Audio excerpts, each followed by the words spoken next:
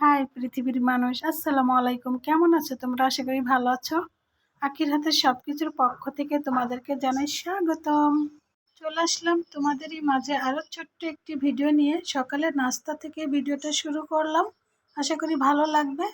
সকালে চমৎকার করে রুটি বানিয়েছি, আলু ভাজি করে নিয়েছি আর ডিম ভাজি করে নিলাম।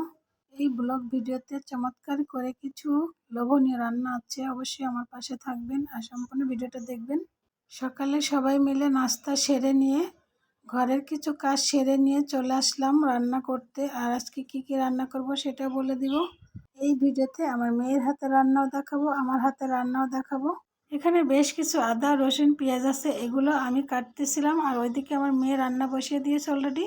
তো চলুন কি রান্না করছে আমার মেয়ে, কিভাবে বসিয়েছে এবার আমিও দেখি, আপনারাও দেখেন। আমার মেয়ের সম্পূর্ণ রান্নাটাই বসিয়েছে, আমি শুধু যে একটু নাড়া দিলাম আর ভেজে রাখা কালীবাস মাছটা দিলাম, দিয়ে আপনাদের সাথে একটু শেয়ার করে নিলাম। শিল্পী কনক চাপা আপু আছে না, ওনার হাতে রান্না দেখেছিল দুন্দুল এভাবে রান্না করতে। দুন্দুলটা বড় বড় করে পিস করেছে, কিন্তু মাঝখানে কাটানোয় আস্থা ছিল।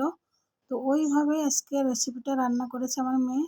আমার মেয়েটা বলল, আম্মু তোমাকে এইভাবে রান্না করে খাওয়াবো, দেখবে এই দুন্দুলের ভিতরে যে রসটা যাবে না, মুখে দিলে এতটা স্বাদ লাগে, বিশ্বাস করো আজকে খেয়ে দেখবে।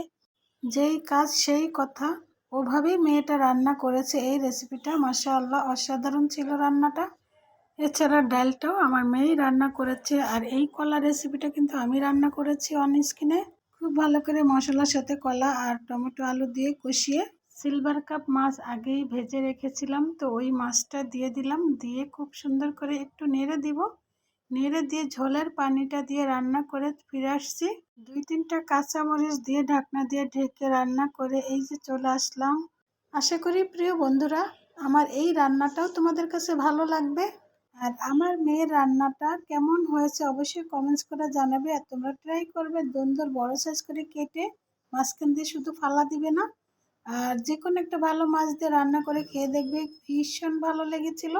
আর এই ছোট্ট ভিডিওটা যদি তোমাদের কাছে ভালো লাগে অবশ্যই আমার পরিবারের পাশে থাকবে, লাইক কমেন্ট শেয়ার করবে।